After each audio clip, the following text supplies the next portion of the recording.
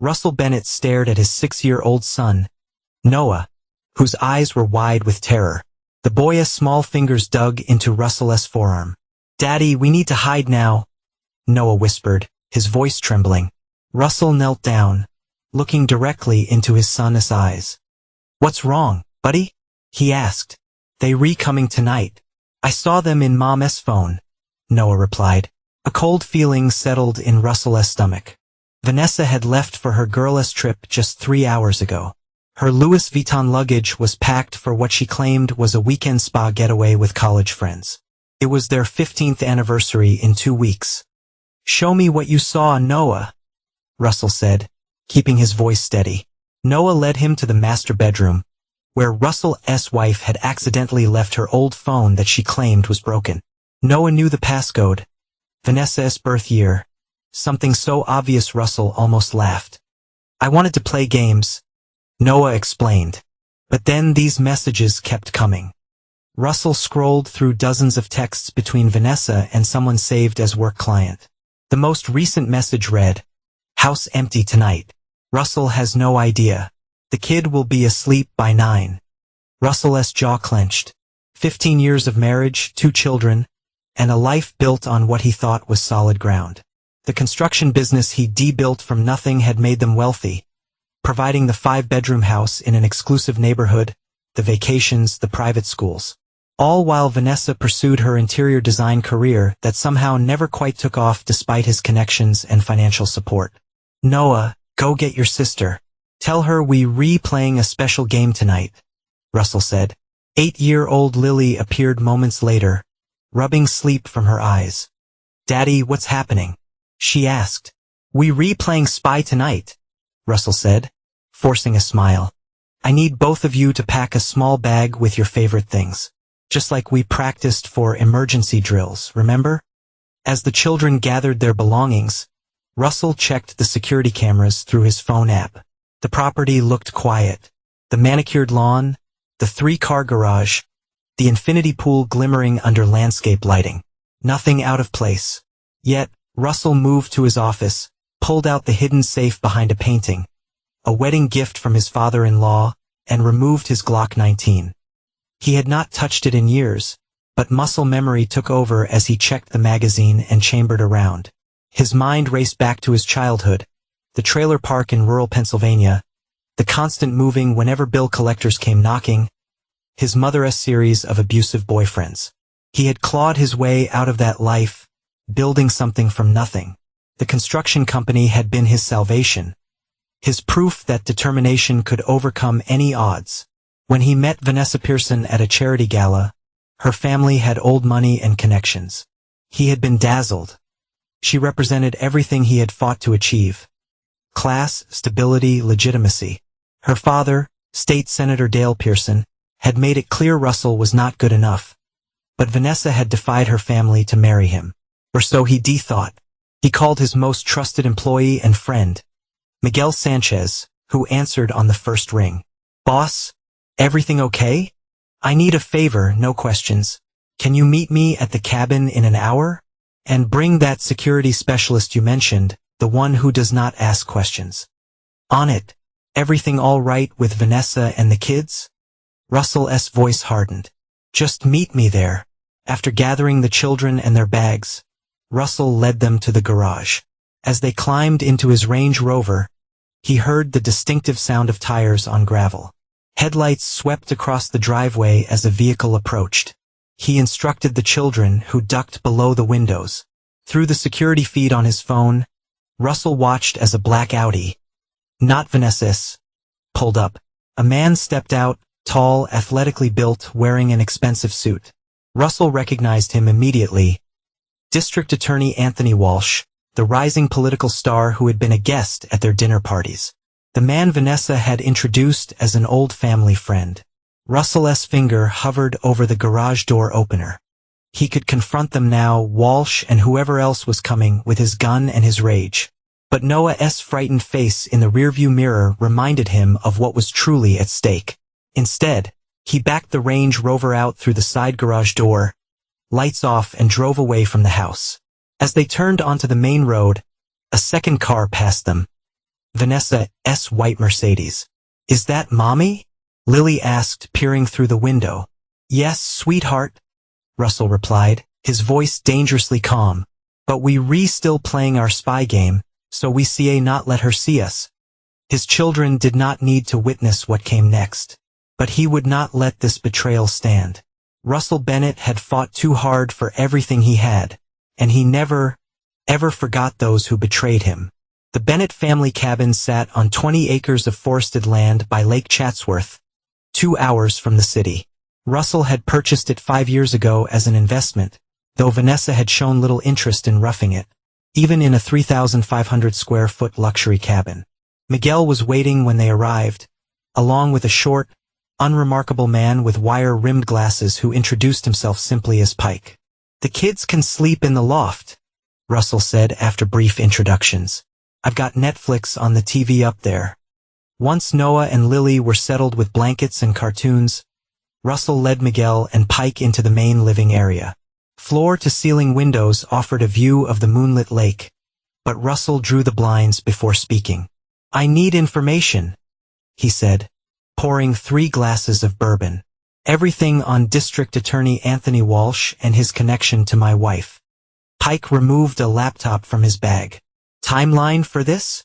Yesterday, Russell replied.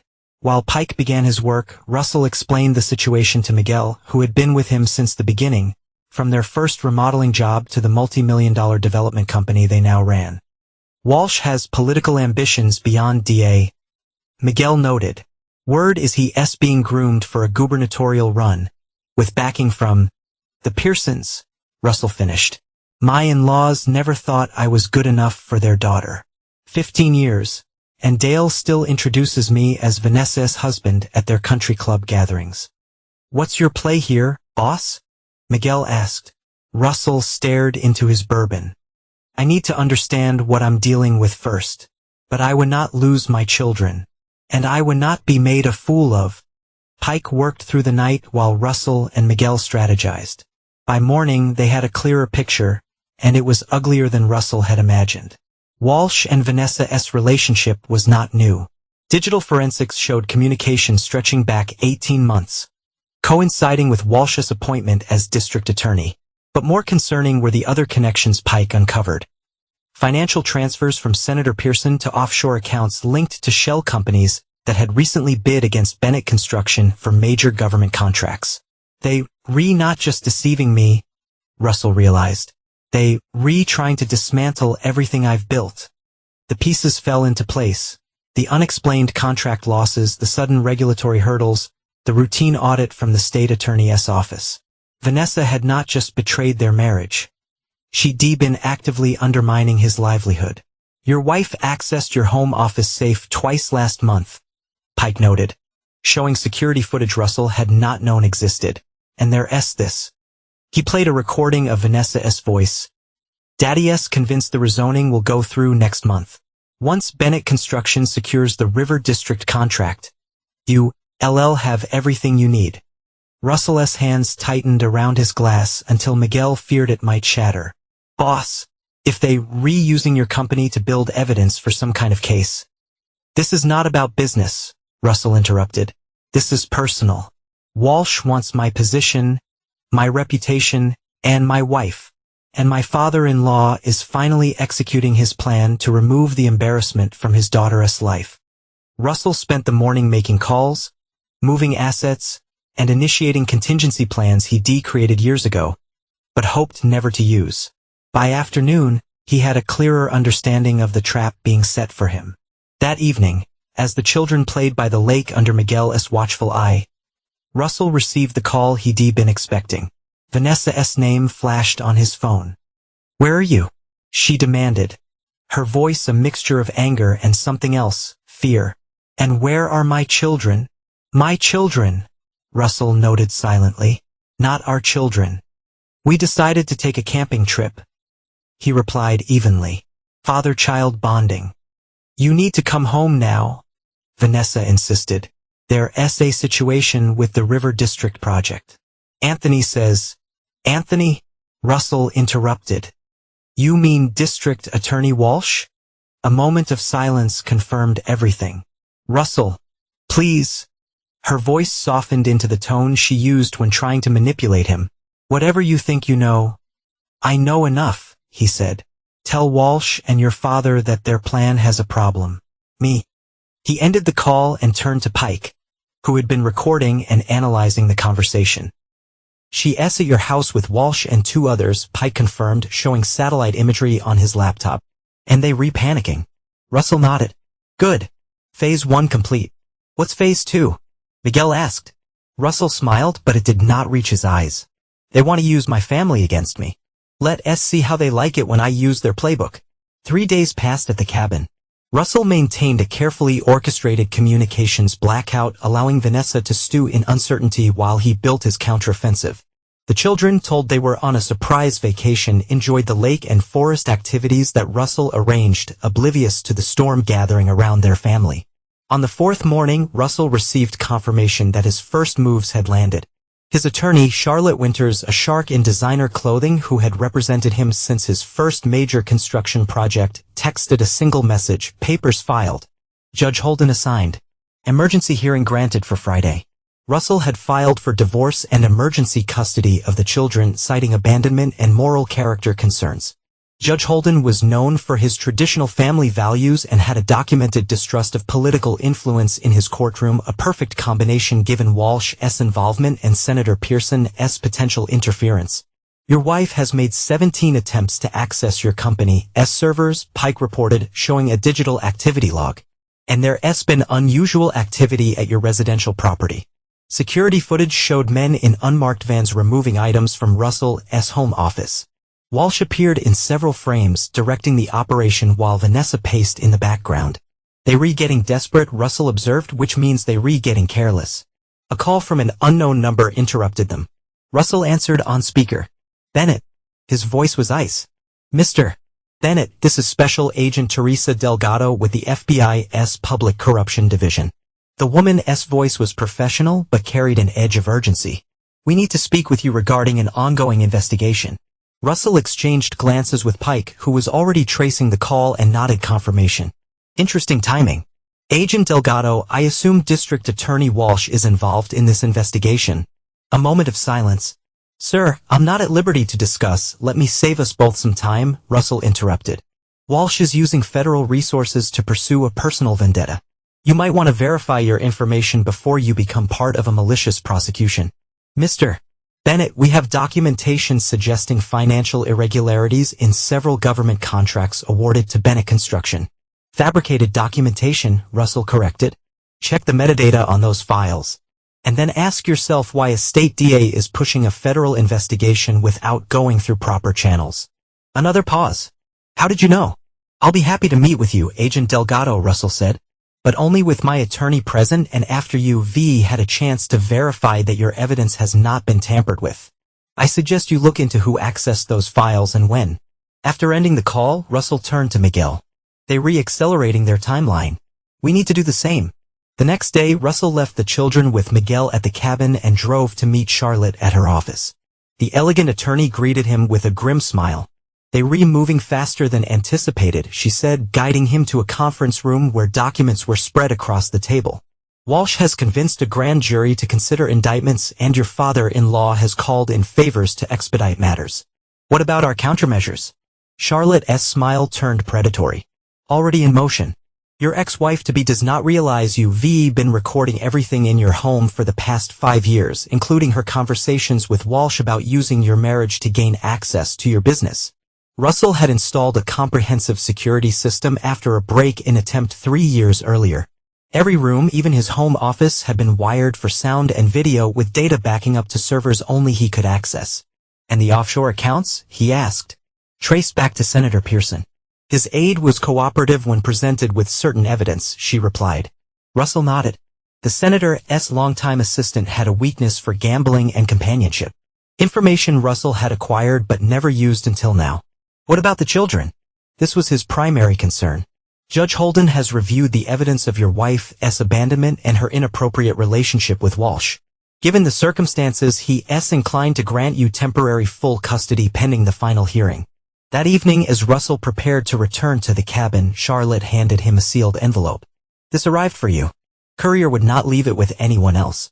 Inside was a single photograph showing Vanessa, Walsh, and Senator Pearson in what appeared to be a hotel conference room surrounded by documents. A note on the back read, "Some of us remember our loyalties.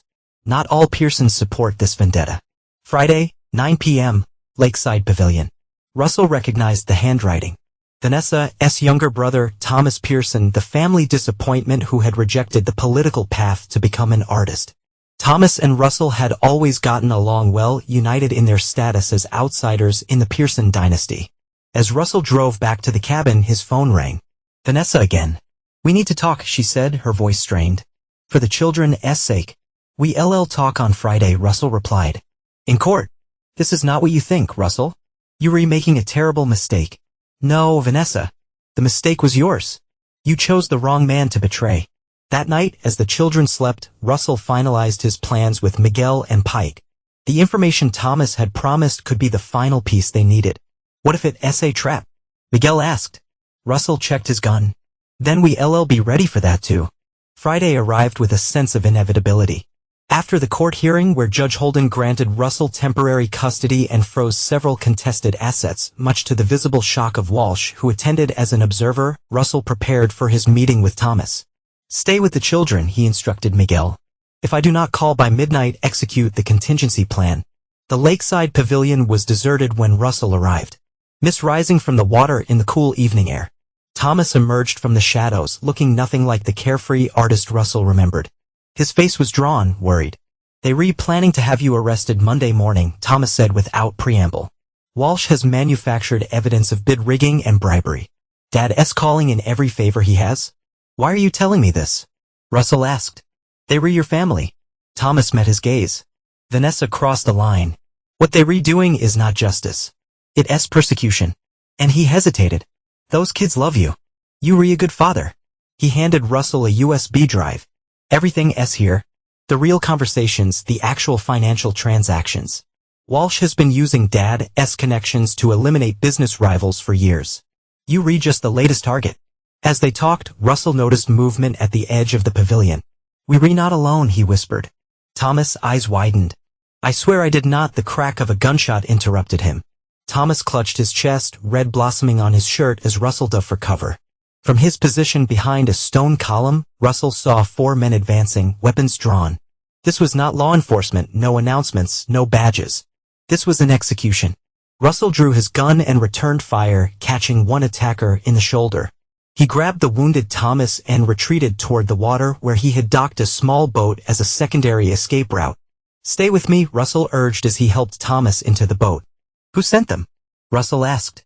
"Not Vanessa," Thomas coughed, blood speckling his lips. "She does not know. How far they were willing to go?" Thomas gasped, his voice rough. As Russell started the motor and sped away from the shore, more shots followed them across the water. The pavilion receded into darkness, but Russell knew this was just the beginning. The real war was about to begin. The safe house on the outskirts of town had once been a foreclosure property that Russell's company had renovated and kept off the books. It was modest, nothing like the mansion he shared with Vanessa, but it was secure and untraceable. Thomas Pearson lay on a bed in the spare room, his breathing shallow. The bullet had missed his heart, but punctured his lung.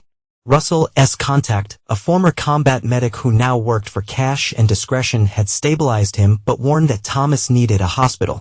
He would not make it another day without proper medical care, the medic said, packing his supplies. Russell pressed a thick envelope of cash into the man's hand. "Can you arrange transport? Somewhere they would not ask questions or report to the authorities." The medic hesitated, then nodded. "I know a place. Private clinic, runs a cash-only operation for people who need to stay under the radar, but it'll cost you. Money is not the problem."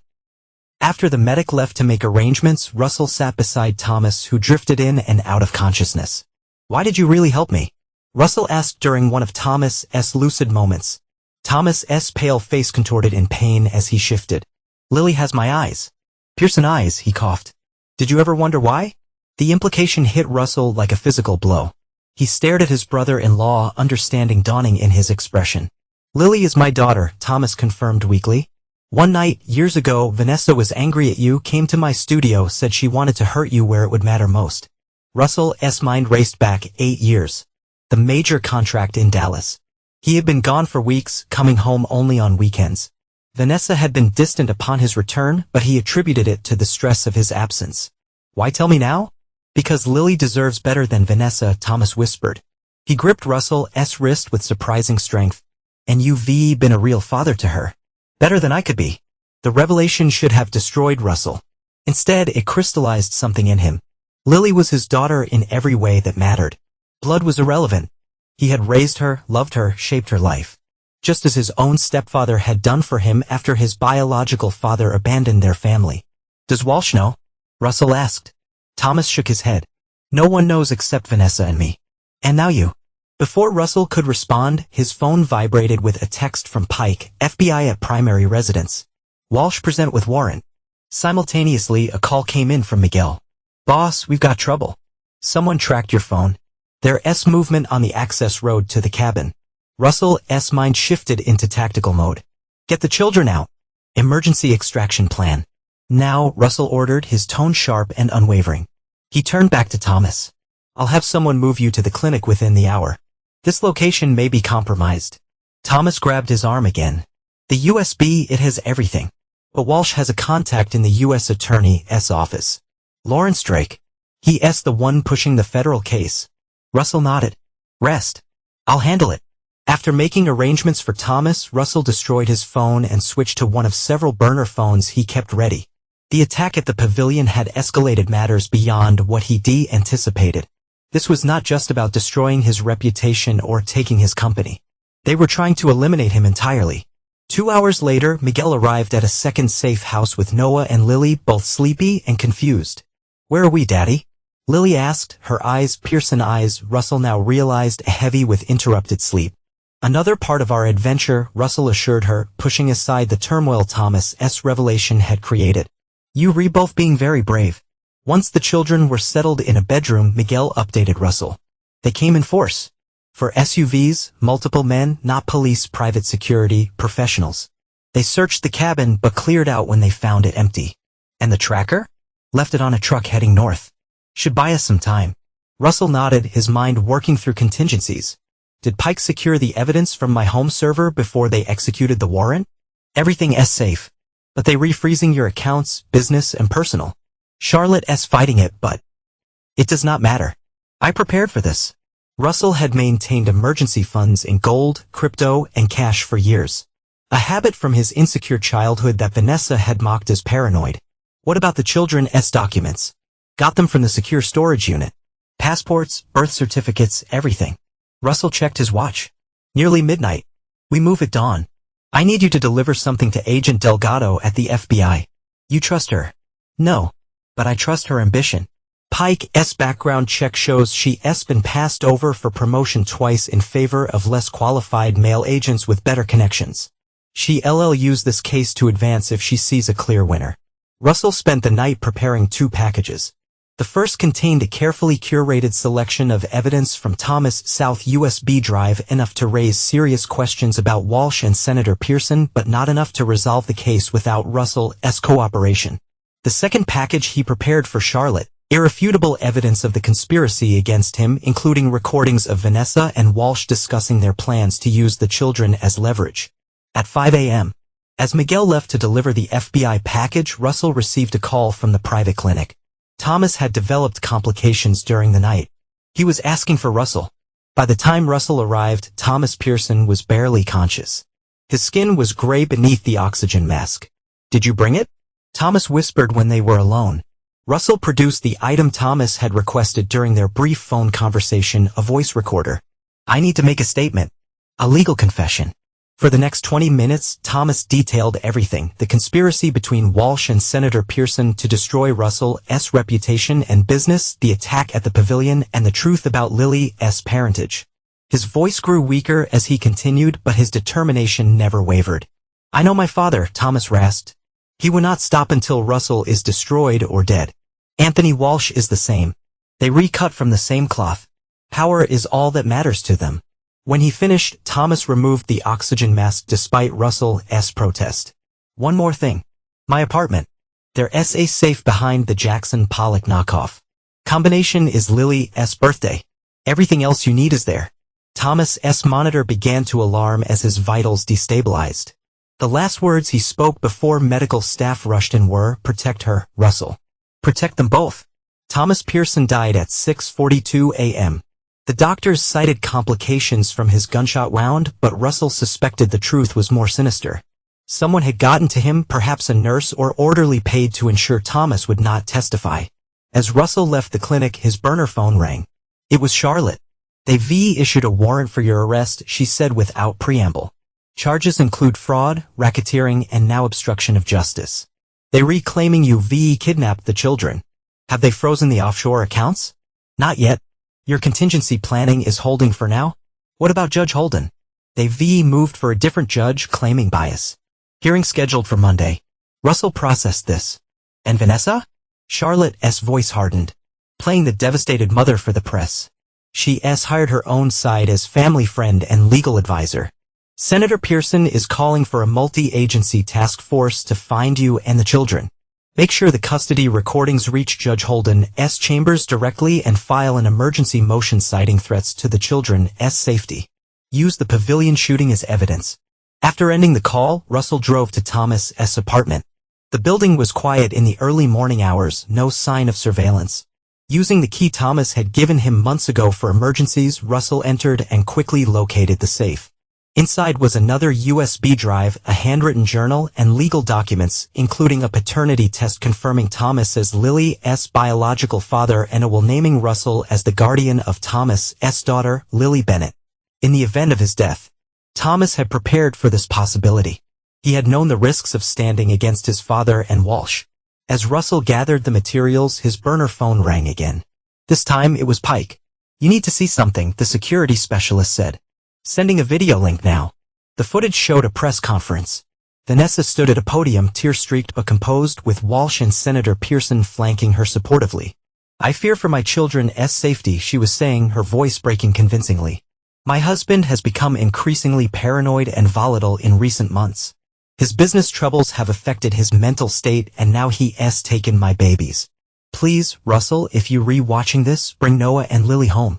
They need their mother." Russell watched, cold fury building, as Walsh stepped forward. "We have reason to believe Mr.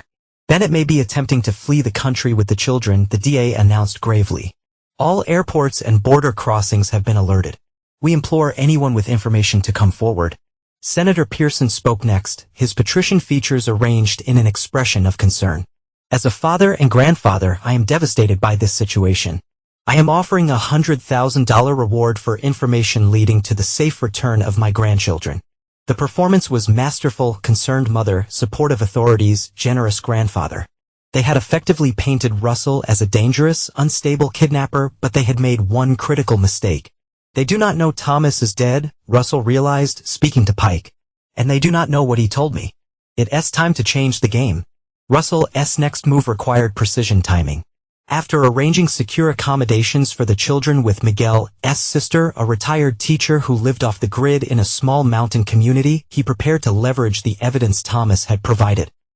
"They were expecting me to run," Russell told Miguel during their encrypted video call. "So instead, I'm going to walk right through the front door." "You realize that's suicide," Miguel responded, concern evident in his voice.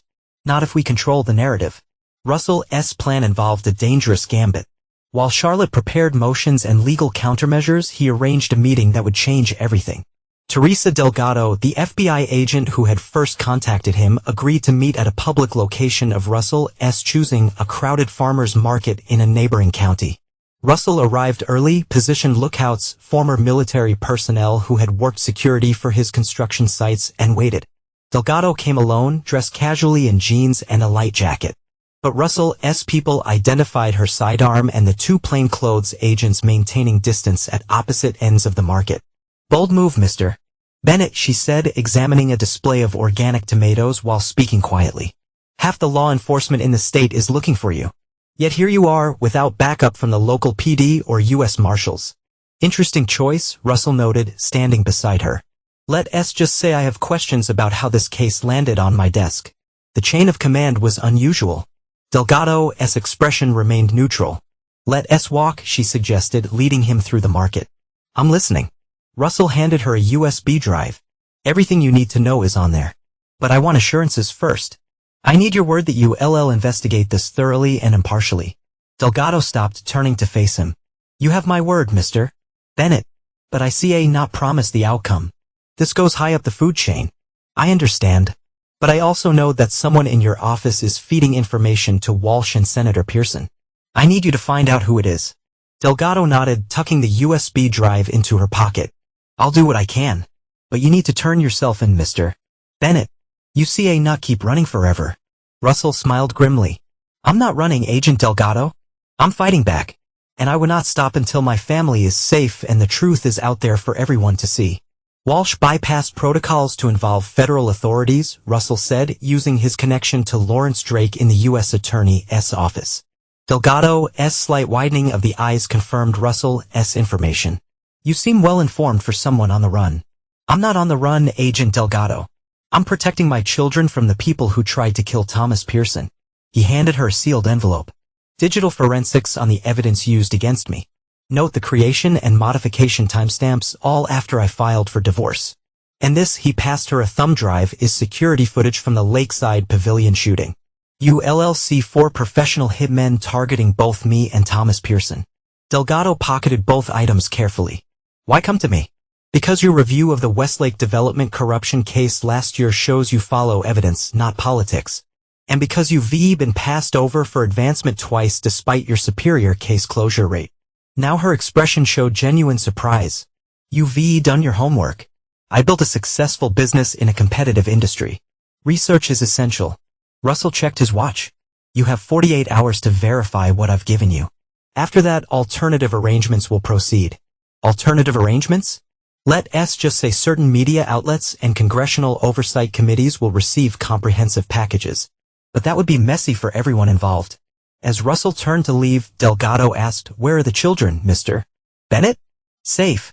He replied without turning back, which is more than I could say if they were with their mother. The next phase required Russell to leverage more of the connections he built over 15 years in business. By evening, he had arranged a meeting with Lawrence Drake's former law partner, a man with his own reasons to distrust the ambitious federal prosecutor. Martin Graves welcomed Russell into his home office with a grim expression. You're taking an enormous risk coming here. No greater than the one you took when you called me, Russell replied. The attorney's unexpected contact had come earlier that day, a message relayed through Charlotte indicating that Graves had information about the case against Russell. Drake is compromised, Graves stated bluntly, pouring 2 fingers of scotch for each of them. He's been washing money through real estate investments for Walsh and Senator Pearson for years. That's why he jumped to push this case through. He needs to protect himself as much as them. You can prove this, Russell said. Graves slid a file across his desk. Banking records, property transactions, shell companies, communications. Drake was careless when we were partners. I've kept copies of everything as insurance. Why help me now? The older man swirled his scotch, staring into the amber liquid. Drake forced me out of the firm I built by threatening to expose my daughter's addiction issues to the ethics committee. He's been blackmailing me ever since. But this time he went too far. He's not just after you, Russell. He's after everyone who stands in his way. And I not let that happen. She was struggling, stealing prescription pads from her physician husband. Drake used that to take everything I'd worked for. Personal vendettas made for motivated allies. Russell had learned this lesson early in his career. By midnight, Russell had what he needed, documented evidence of the prosecutor's corruption that would strengthen Agent Delgado's investigation and potentially turn Drake into a cooperating witness against Walsh and Senator Pearson. The following morning brought news that shifted the dynamics further. Thomas Pearson's death had been reported, attributed to a hunting accident with no mention of gunshot wounds or the clinic where he had actually died. Senator Pearson announced the tragic news himself, praising his beloved son and using the press conference to renew calls for finding his missing grandchildren. The fabricated story confirmed Russell's suspicions. They were actively covering up the attempted murder at the pavilion, which meant they would go to any length to prevent the truth from emerging. It was time to accelerate his plan. Charlotte arranged an emergency hearing with Judge Holden, closed to the public due to sensitive matters involving minors. When Russell appeared in the judge's chambers with his attorney, the court security officers were prepared, having been briefed personally by the judge. Mr. Bennett, Judge Holden began gravely, you understand that there are warrants for your arrest. Yes, Your Honor. And I'm prepared to address them after ensuring my children's safety.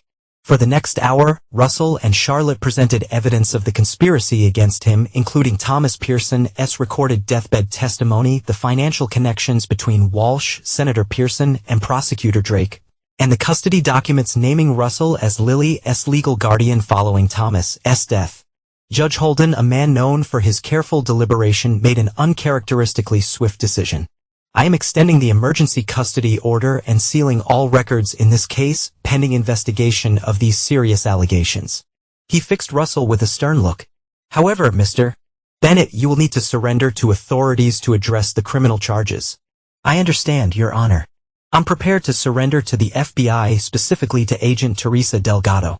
Once my children are placed in protective custody beyond the reach of those who would harm them, the judge considered this request. I will arrange for court-appointed guardians with no connection to any party in this case. The children's location will remain confidential, known only to this court and the appointed guardians. It was not ideal, but it was better than the alternative. Russell agreed to the terms. As Russell left the courthouse through a service entrance arranged by the judge, Charlotte's phone rang. Her expression darkened as she listened. They've moved against your company, she reported after ending the call. Federal agents are seizing assets and freezing accounts. They're reclaiming evidence of money laundering and racketeering. Russell's jaw tightened. We expected this. It's part of their plan to destroy me financially. But we have contingencies in place. The real question is, how did they know about the hearing? Charlotte shook her head. I do not know. But we need to assume there's a leak somewhere. We not trust anyone outside this room. Russell nodded, his mind racing. Then we stick to the plan. I surrender to Delgado and we let the evidence speak for itself. But we need to be ready for whatever they throw at us next. Because this is far from over. State regulators have suspended all Bennett construction projects pending investigation.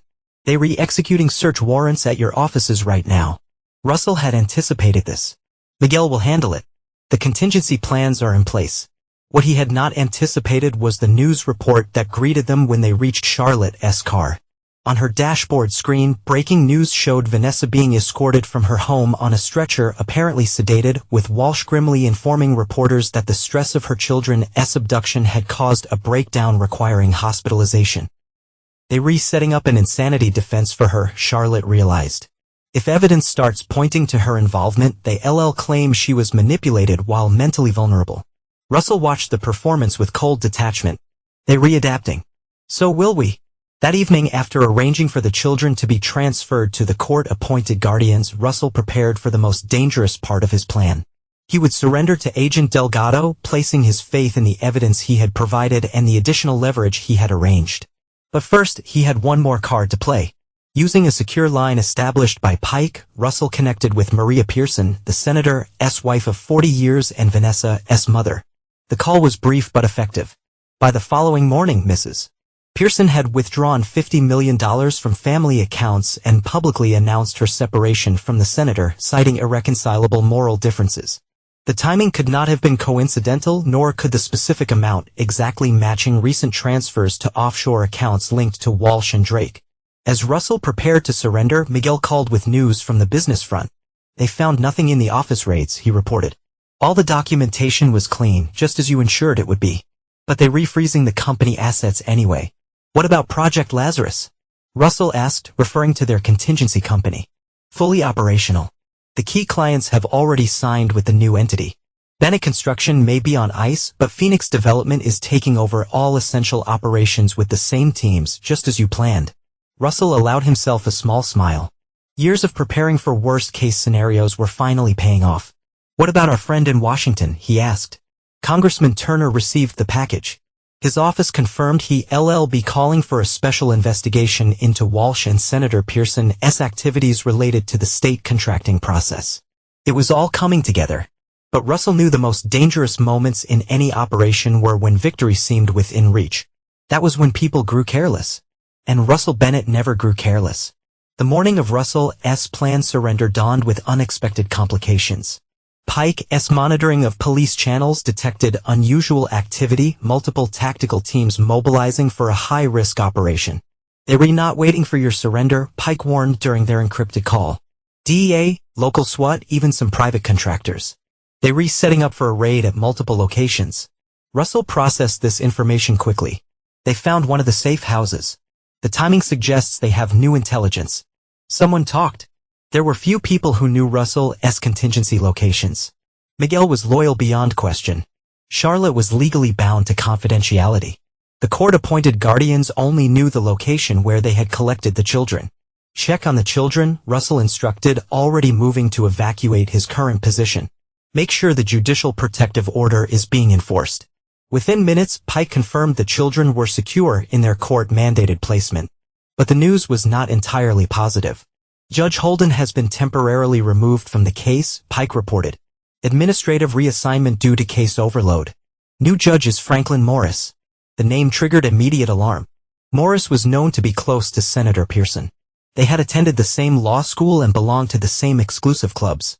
They were making their move, Russell realized. Delgado must have been overruled or sidelined. A call to Charlotte confirmed his suspicions. DEA claims they received an anonymous tip linking you to money laundering through your construction projects, she reported. They convinced a federal judge to issue new search warrants for all known associates and properties. Anonymous tip, Russell repeated sarcastically. Walsh is getting desperate. Russell, Charlotte's voice took on a rare note of personal concern. They throwing everything at this. Using multiple agencies means they can claim jurisdictional confusion if anything goes wrong during your apprehension. The implication was clear. This was not just an arrest operation, it was potentially an elimination. Russell made his decision. Tell Delgado I'm moving up our meeting. Send her the coordinates for location 3. And Charlotte activate the nuclear option. The nuclear option was Russell's final contingency, a comprehensive data package containing all evidence of corruption, attempted murder, and conspiracy set to automatically release to major media outlets, oversight committees, and rival political figures if Russell did not enter a specific code every 24 hours. As Russell navigated to the new meeting location, an abandoned warehouse his company had purchased for redevelopment, Pike provided updates on the tactical team's movements. They were converging on his previous locations, still unaware of his current position. Agent Delgado arrived alone as requested, her government-issued sedan parking discreetly at the service entrance. Russell watched from a security feed as she exited her vehicle, hand near but not on her holstered weapon. The tension was unmistakable as she glanced around, scanning for threats, before stepping deeper into the shadows of the warehouse entryway. Russell approached, emerging from the gloom with hands visible, the atmosphere thick with anticipation. Clear, Pike confirmed after scanning for electronic surveillance. But she's wearing a wire. Expected, Russell replied. Let her in. Delgado's expression registered surprise when she found Russell waiting calmly at a table with documents spread before him. You earlier than planned, she noted, remaining standing. Circumstances changed. Multiple tactical teams are currently raiding locations associated with me. DEA involvement suggests someone's manufacturing drug connections to justify a more aggressive approach. Delgado's face revealed nothing, but she did not deny his assessment. I was informed of the operation an hour ago. Different task force, separate chain of command. Convenient, Russell observed. Judge Holden's removal and the new raids happening simultaneously suggests coordination at a high level. Why call me here, Bennett? If you know about the operations, you know ICA not stop them. Russell pushed a file toward her. Thomas Pearson's paternity test confirming he's Lily's biological father. His legal will naming me as her guardian. And most importantly, his detailed testimony about the conspiracy between Walsh, Senator Pearson, and Lawrence Drake. Delgado scanned the documents, her professional composure slipping momentarily. This changes the custody angle, but not the financial crimes you recharged with. Check the last file, Russell directed. Complete banking records showing how Drake laundered money through real estate transactions for Walsh and Pearson. The same pattern they try to fabricate against me. As Delgado reviewed the evidence, her phone buzzed repeatedly. She checked it with growing concern.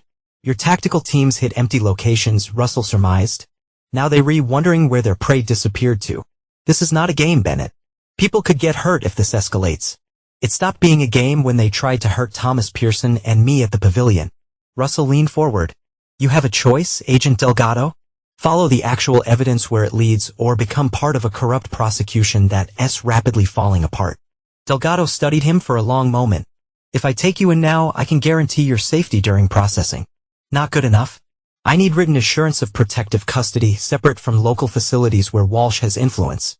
And I need confirmation that the children remain under judicial protection with their location undisclosed. Before Delgado could respond, her phone rang again. This time she answered on speaker. Delgado. Agent, this is Director Kaplan. Your location has been identified. Stand down and withdraw.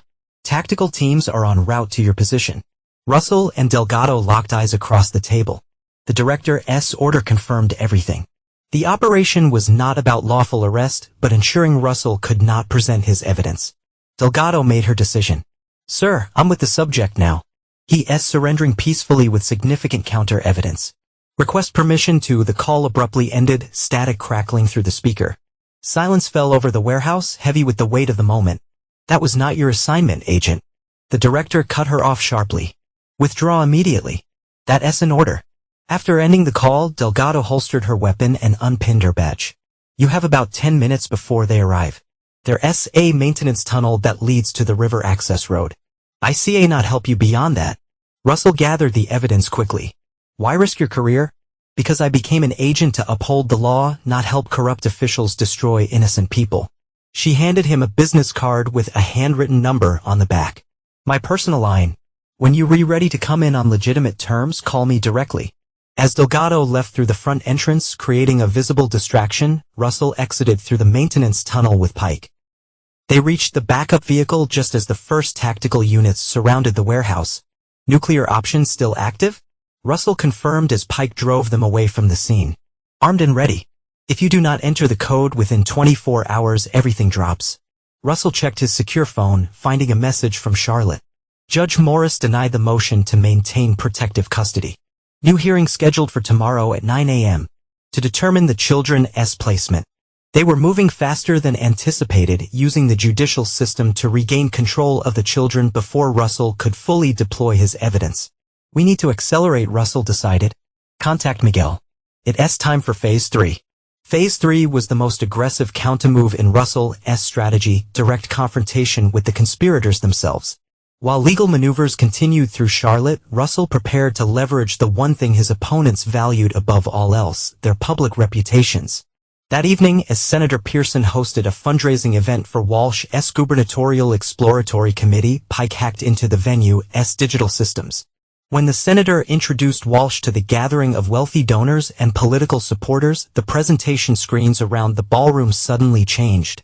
Instead of the campaign highlights video, the screens displayed security footage from the Lakeside Pavilion showing the attempted murder of Thomas Pearson, followed by Vanessa's recorded conversations with Walsh about using her marriage to gain access to Russell's business records. The footage concluded with Thomas Pearson's deathbed testimony naming his father and Walsh as the architects of the conspiracy against Russell. Pandemonium erupted in the ballroom. News cameras that had been invited to cover the political event captured the chaos as Senator Pearson and Walsh were hurried from the stage by security personnel. Within hours, the footage was trending across social media and news networks, with commentators questioning the shifting narrative of Thomas Pearson's death and the legitimacy of the charges against Russell Bennett. As the night unfolded, Russell watched the media coverage from a secure location, his expression grim but satisfied. The first phase of his counterattack was complete. Now it was time to force the conspirators into a corner where they would either fight back with everything they had or crumble under the weight of their own corruption. By midnight, Charlotte reported that Judge Morris had recused himself from the custody case, citing public perception concerns. The case reverted to Judge Holden's docket and the protective custody order for the children was reinstated. The tide was turning, but Russell knew his opponents were cornered rather than defeated, and that made them more dangerous than ever. The final confrontation was approaching, and Russell Bennett was ready to end this war on his terms. The dawn broke with news that shocked even Russell. Overnight, Lawrence Drake had been found dead in his home. An apparent suicide with a typed note confessing to evidence tampering and corruption. The timing was too convenient. The circumstances were too neat. They were eliminating loose ends, Russell told Miguel during their secure call. Drake knew too much and was a potential weak link. Boss, this is getting serious. If they were willing to take out a federal prosecutor, they've been serious from the beginning, Russell interrupted. This just confirms what we were dealing with. The alleged suicide created a new complication. Drake's confession included claims that he had been manipulated by Russell, who supposedly threatened his family to coerce him into providing false evidence against Walsh and Senator Pearson. It was a clumsy attempt to discredit the evidence Russell had gathered, but it was enough to create confusion in the media narrative. Some outlets were already questioning whether the footage displayed at the fundraiser had been doctored. Russell needed to move quickly before the momentum shifted again. The nuclear option, releasing all evidence publicly, would ensure the truth emerged, but it might not be enough to protect him and the children from immediate retaliation. He needed leverage that would make direct action against him too costly for his enemies. The answer came from an unexpected source. Maria Pearson, the senator's estranged wife, requested a meeting through Thomas's art dealer, a neutral third party whom Russell had met several times at gallery openings. They met at the dealer's private studio, with Pike providing security and surveillance from a distance. Maria Pearson had aged gracefully into her 60s, her silver hair and tailored suit projecting the dignified image expected of a political spouse, but her eyes held a hardness Russell had never noticed before. "Thomas contacted me before he died," she said without preamble. "He told me everything about Lily, about the conspiracy against you, about what Dale and Walsh were planning." "Yet you said nothing," Russell observed, keeping his tone neutral. Maria's composed expression did not waver. "I've been married to Dale Pearson for 40 years, Mr. Bennett. I learned long ago when to speak and when to prepare silently." She opened her handbag and removed a small device that looked like a compact external hard drive. "This contains 40 years of insurance, recordings, financial records, correspondence. Dale never believed a woman my age would understand technology well enough to document his activities." Russell accepted the device cautiously. "Why give this to me?"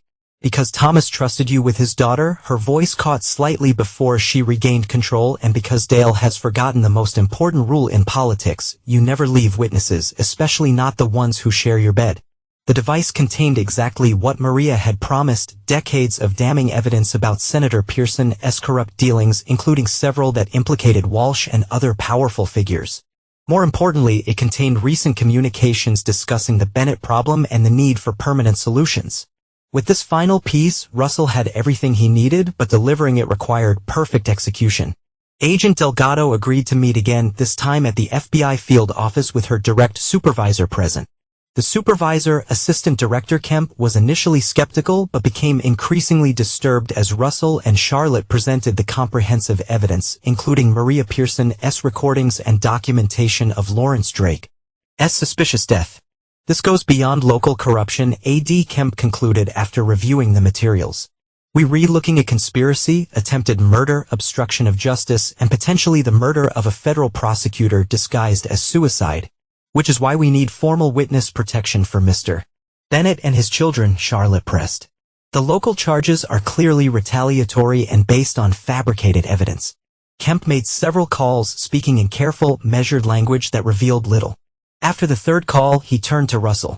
"Washington has authorized me to offer you a cooperation agreement. In exchange for your testimony, all local charges will be suspended pending federal investigation, and you and your children will receive witness protection during the process."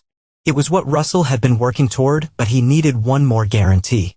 "I want it in writing that my custody of both children is recognized and protected, regardless of biological paternity concerns. That's not typically within those are my terms," Russell stated firmly. "I have evidence that could bring down half the political establishment in the state. I think that warrants some accommodation." By evening, the agreement was finalized. Russell would testify before a federal grand jury. All local charges would be suspended, and most critically, Noah and Lily would remain in his custody with federal protection. As Russell prepared to reunite with his children, news broke that District Attorney Anthony Walsh had been taken into federal custody for questioning related to Lawrence Drake's death. Hours later, Senator Pearson announced he was temporarily stepping back from public duties to address family matters.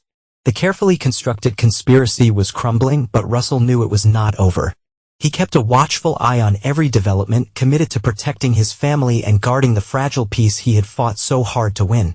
Vanessa remained free, still playing the role of distraught mother recovering in a private clinic that happened to be owned by one of her father's associates.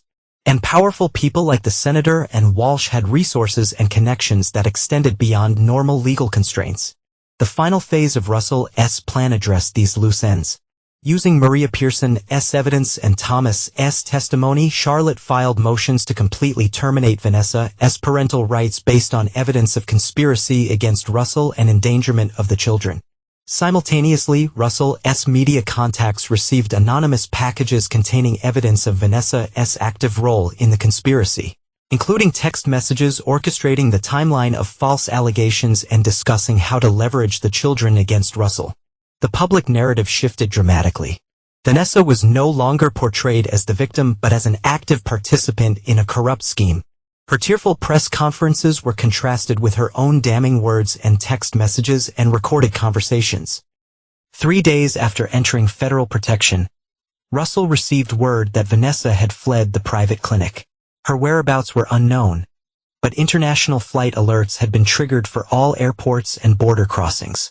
She would not get far, Agent Delgado assured him during their daily briefing. Her accounts are monitored. Her passport is flagged. Russell was not so certain. She has her father's resources, and she's proven more calculating than anyone realized. His instincts proved correct. That night, as Russell and the children settled into their temporary protected residence, a comfortable house on a military base, security alarms triggered throughout the facility. "Stay with the children," Russell instructed the assigned FBI protective detail as he moved to the secure room designated for emergencies. Through the security feeds, Russell watched as base security intercepted an unauthorized vehicle at the main gate. When they approached, the driver sped off, crashing through the barrier and leading military police on a brief chase that ended with the vehicle disabled by a security measure. The driver was Vanessa. How did she find this location? Agent Delgado demanded when she arrived 30 minutes later. The answer emerged during Vanessa's interrogation. She had placed a tracking device in Noah's favorite stuffed dinosaur, something so personal Russell would never leave it behind during their moves. She was always smart, Russell acknowledged when informed of this detail, just not as smart as she thought. Vanessa's desperate attempt to reach the children provided the final evidence needed to terminate her parental rights. Judge Holden, reviewing the comprehensive case file, including the tracking device and base security breach, issued a permanent order granting Russell sole legal and physical custody of both children. With the order in place and every avenue of threat neutralized, Russell finally allowed himself a moment of fragile relief. The storm had passed, and for the first time in months, he could envision a future defined not by fear, but by hope and the bonds of the family he had fought so fiercely to save. When confronted with the federal case building against her, Vanessa made one last attempt to salvage her situation, offering to testify against her father and Walsh in exchange for leniency. "Let her," Russell told the federal prosecutors. "She deserves whatever life she creates for herself after this." With Vanessa's cooperation, the federal case expanded rapidly. Within weeks, Senator Pearson, Anthony Walsh, and several associates were indicted on multiple charges ranging from corruption and evidence tampering to conspiracy to commit murder. The man who had once looked down on Russell as not good enough for his daughter now faced the prospect of spending his remaining years in federal prison. 6 months passed. The federal case against Senator Pearson, Walsh, and their associates proceeded methodically, with new charges added as more evidence emerged. Several officials implicated in the corruption scheme accepted plea deals, further strengthening the prosecution. Russell and the children remained under protective custody, but with increasing freedoms as the immediate threat diminished. Noah had adapted remarkably well, treating their situation as an extended adventure. Lily, more perceptive at her age, sometimes asked difficult questions about her mother and why they could not go home. "Sometimes people we love make bad choices," Russell explained during one such conversation, holding his daughter close. "But that does not change how much I love you."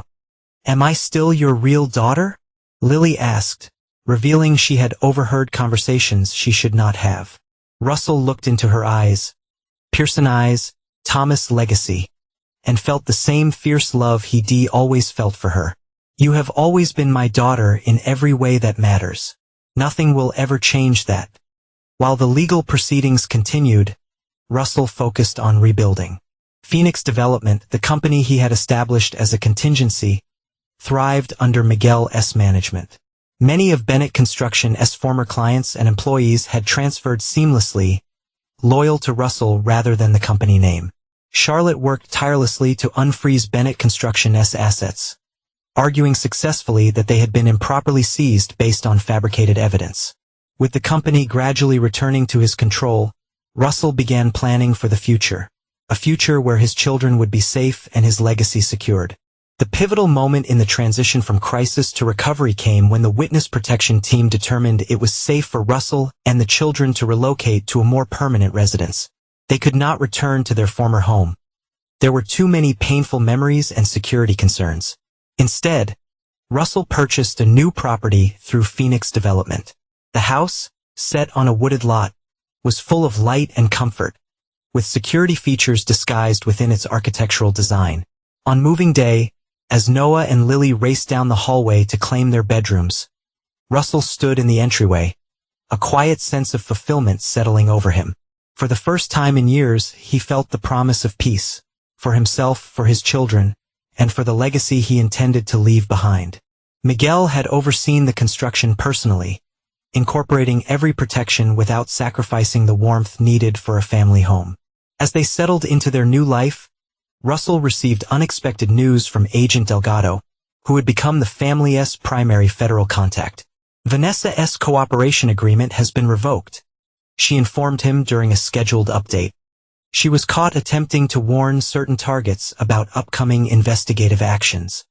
"Let me guess," Russell said, unsurprised. "She tried to protect her father." "Actually, no." Delgado consulted her notes.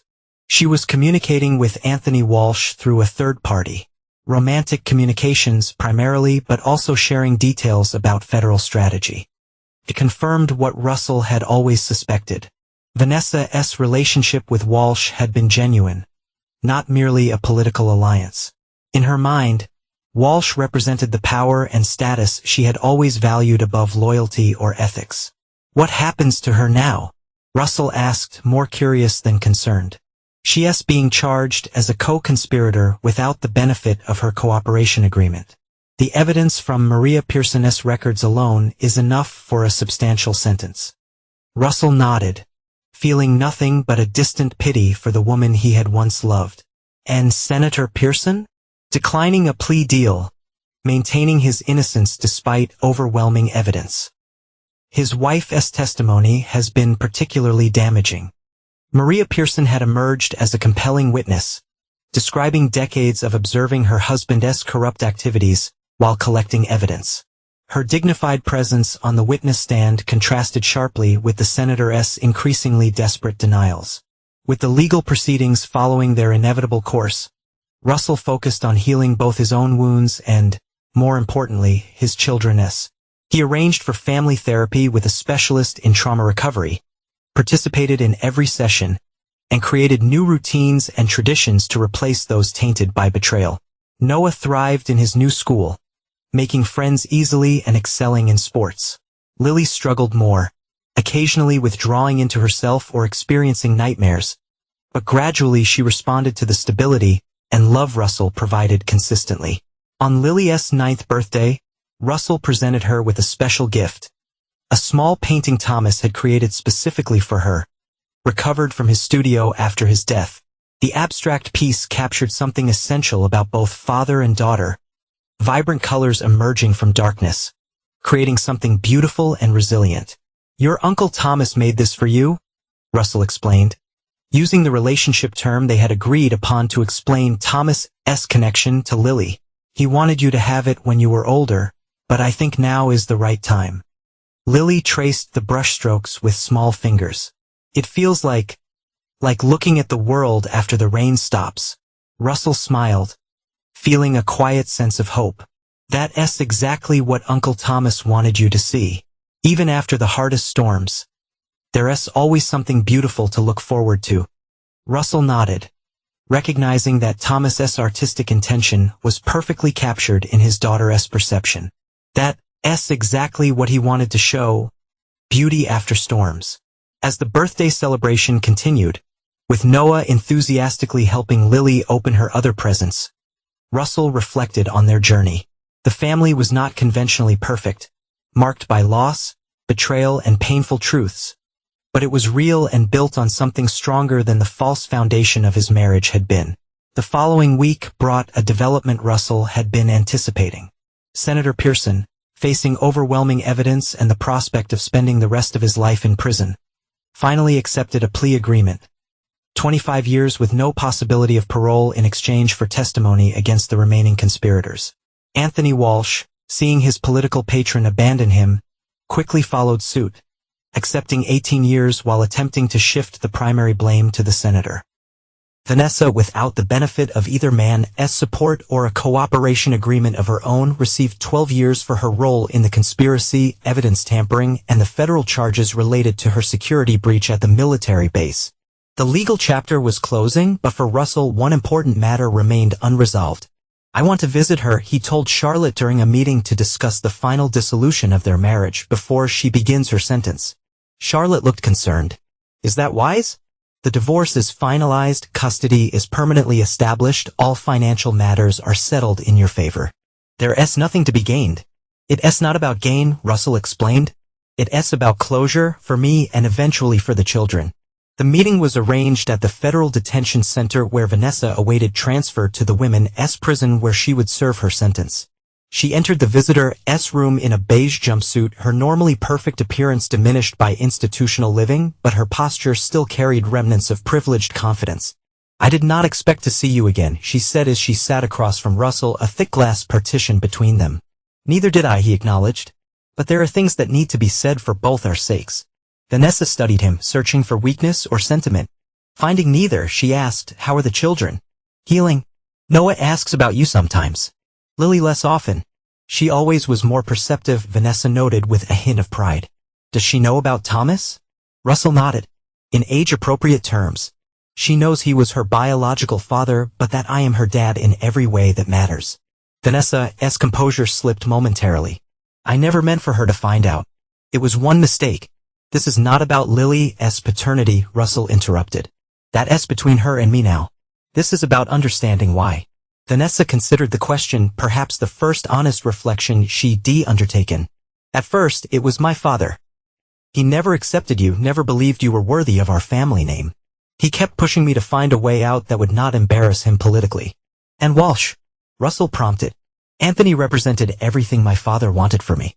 Pedigree, political connections, ambition. When we reconnected at that fundraiser, it felt like glimpsing the life I was supposed to have." "So you decided to destroy me," Russell stated flatly. Vanessa shook her head. "It was not supposed to go that far. Just enough evidence of financial improprieties to give me leverage in a divorce. Then things escalated. My father and Anthony saw an opportunity to eliminate a business rival and political outsider simultaneously. And Thomas was his death part of the plan?" Pain flickered across Vanessa's features. "I did not know they would. I never wanted Thomas hurt. When I heard what happened, I tried to back out, but it was too late. They had too much leverage over me." Russell did not know whether to believe her. It did not really matter anymore. "I did not come for explanations or apologies," he said finally. "I came to tell you that despite everything, the children will be okay. I'll make sure of it. And when they re old enough to understand what happened, I will not poison them against you. The truth will be enough." Vanessa's mask cracked completely, tears welling in her eyes. "I did love you once, Russell. Before ambition and resentment corrupted everything." "I know," he acknowledged. "That's what makes all of this tragic rather than merely criminal." As Russell stood to leave, Vanessa pressed her palm against the glass. "Will you bring them to visit?" Eventually, Russell considered the request.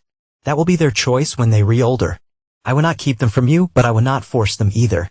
Vanessa nodded, accepting the fairness of his position. "You were a better parent than I ever was. I see that now, too late." Russell did not respond to the compliment. Instead, he said, "Goodbye, Vanessa," with a finality that closed 15 years of shared history. As he walked out of the detention center into the bright sunlight, Russell felt a weight lift, not completely, but significantly. The conversation had not been about forgiveness. Some betrayals went too deep for that. But it had been about recognizing the end of one chapter and the beginning of another. Russell Bennett had survived the conspiracy to destroy him. More than survived. He had emerged stronger, wiser, and more determined to protect what truly mattered. The war was over. Now came the peace. Hard one. Imperfect, but real. 5 years passed, transforming wounds into scars, still visible but no longer bleeding. Russell's business empire had not only recovered but expanded beyond its previous scope. Phoenix Development had absorbed the rehabilitated assets of Bennett Construction, creating a diversified corporation with interests stretching across commercial development, residential communities, and infrastructure projects. Noah, now 11, had grown into a confident, athletic boy who excelled at team sports and inherited his father's natural leadership abilities. Lily, 14, showed remarkable artistic talent, Thomas's genetic legacy finding expression through Russell's nurturing. Her paintings had already won regional competitions, drawing attention from art schools interested in her future development. The family had found a new rhythm.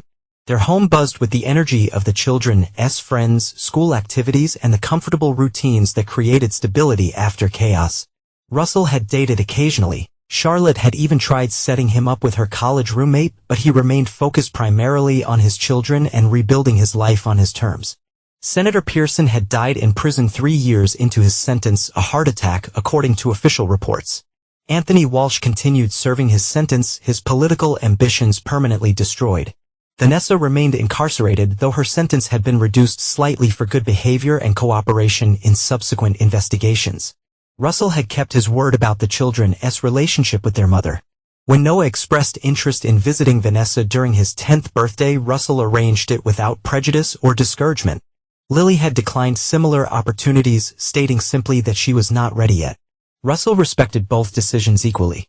The 5th anniversary of what the family now called the upheaval found Russell in his home office, reviewing final plans for Phoenix Development's most ambitious project yet. A mixed-use urban renewal development that would transform a neglected section of the city into affordable housing, green spaces, and community resources. Miguel entered with architectural renderings for the project centerpiece, a community art center that would bear Thomas Pearson's name, honoring the man whose sacrifice had helped save Russell and the children. The Thomas Pearson Center for the Arts, Miguel read from the proposed dedication plaque. Perfect tribute, boss. Russell nodded, studying the design that incorporated elements of Thomas's artistic style into the building's architecture. He deserved better than what happened to him. This ensures he's remembered for his talent, not his family's corruption. As they reviewed the remaining details, Russell's secure phone, a habit he'd maintained since the crisis, signaled an incoming call from Agent Delgado, now promoted to assistant director. Bennett, he answered, still using the crisp professional tone reserved for official contacts. Mr. Bennett, I thought you should hear this directly from me, Delgado began. Anthony Walsh was found dead in his cell this morning. An apparent suicide, though we re-investigating thoroughly given the circumstances. Russell absorbed this information without immediate reaction. Walsh's death meant little to him personally. What mattered most to Russell were the 2 children laughing in the next room. The world had changed, the scars of the past still there, but the foundation for their future was stronger, steadier, and filled with hope. Justice had already been served through his imprisonment and disgrace. Any connection to outside parties? He asked, thinking of remaining loyalists who might have arranged a murder disguised as suicide. Nothing obvious, but we re-pursuing all possibilities, Delgado assured him. I've authorized additional security monitoring for Mrs. Bennett as a precaution. 5 years later, Delgado still referred to Vanessa by her married name despite the divorce. Some institutional habits died hard. I appreciate the update, Russell said, and the continuing attention to security matters. After ending the call, Russell found himself reflecting on how much had changed. The man who had plotted to destroy him was dead. The political dynasty that had rejected him was in ruins. The woman who had betrayed him was serving her debt to society. Yet Russell felt no triumph or vindication, only a quiet certainty that justice, however imperfect, had been served. That evening, during dinner with the children, Russell shared the news about Walsh in simple, age-appropriate terms. Noah absorbed it quietly while Lily asked more probing questions about what it meant for their ongoing security precautions. Does this change anything for us? She asked with the direct perception that sometimes made Russell see her mother in her expressions, despite their different appearances. No, sweetheart, Russell assured her. Our life continues exactly as we've built it. This is just the closing of an old chapter. Later, after the children had gone to bed, Russell sat on the back deck overlooking the wooded property that provided both beauty and security. Miguel joined him, 2 glasses of bourbon in hand. a ritual they had maintained through crisis and recovery. 5 years, Miguel remarked, handing Russell a glass. Sometimes it feels like another lifetime. Russell nodded, watching the sunset cast long shadows across the lawn where Noah's basketball hoop and Lily's easel shared space, symbols of the balanced life he had fought to preserve. I was thinking about success today, Russell said after a comfortable silence. What it really means. And what conclusion did you reach? Miguel asked. Russell gestured toward the house behind them, where his children slept safely. This, not the business or the money or defeating enemies. Building something that survives betrayal and stands stronger for having been tested. Miguel raised his glass. To building things that last. Russell returned the toast, the bourbon warming his throat. To legacy. 3 months later, Russell received a letter from Vanessa, the first direct communication she had initiated since his visit to the detention center years earlier. The prison censor's stamp marked the envelope, but the contents were unexpectedly personal. Russell, news of Anthony's death reached me last week. It prompted reflection on the choices that led all of us to where we are now. I find myself wondering what might have been if ambition and resentment had not poisoned what we built together. Noah's visits have been a gift I do not deserve. He's becoming an extraordinary young man, your influence evident in his character and strength. Please tell Lily I understand her distance and respect her boundaries. The painting she sent last Christmas hangs in my cell, a reminder of beauty beyond these walls. I have no right to ask anything of you, but I hope that when my sentence ends, there might be some path toward a different kind of relationship with our children. Not as their primary parent. That role is irrevocably yours. But as someone who has learned the hardest possible lessons about loyalty and consequences, you once told me you would not poison them against me, that the truth would be enough. You've kept that promise, allowing them to form their own judgments. It's more mercy than I would have shown in your position. There was a time when I believed power and status were the measures of a life well lived. I know differently now. True strength lies in building rather than destroying and protecting rather than exploiting. All qualities you possessed that I was too blind to value. I do not expect forgiveness, nor would I presume to ask for it. Some betrayals are beyond redemption.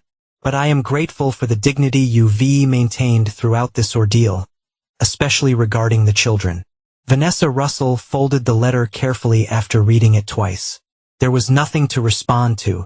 No questions asked, no demands made, just an acknowledgement of reality and perhaps the beginning of genuine remorse. He placed the letter in his office safe, potentially to share with the children when they were older, if they ever wanted greater understanding of their mother's perspective.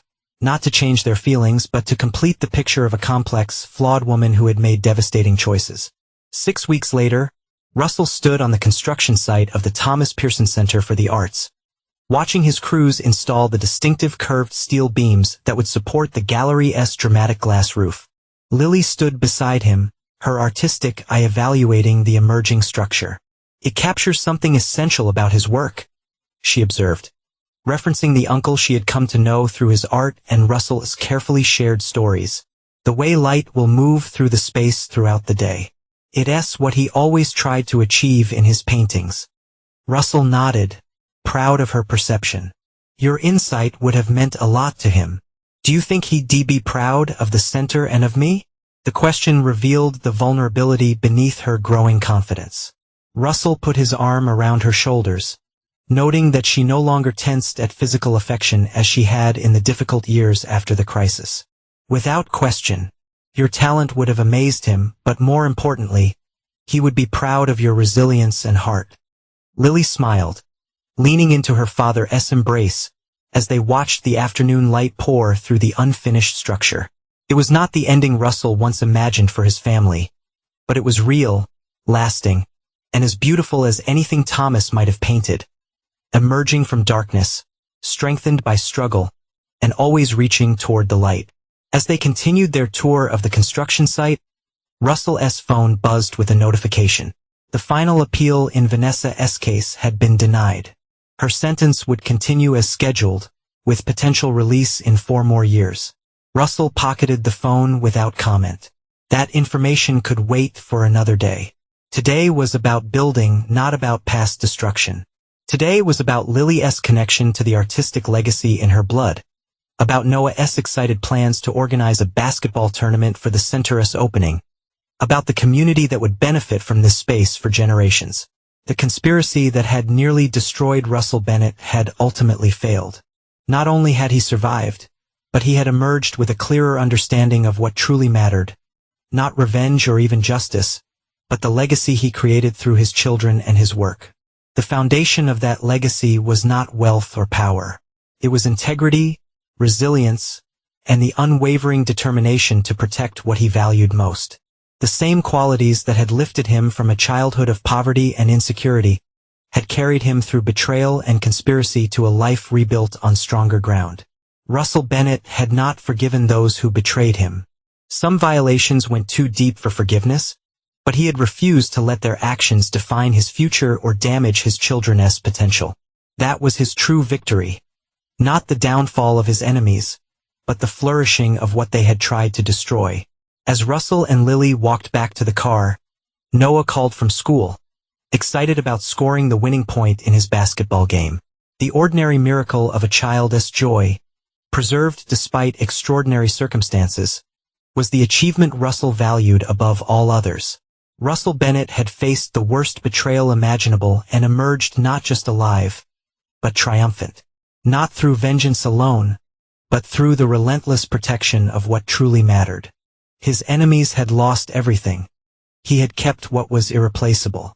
That was a victory worth building a life upon.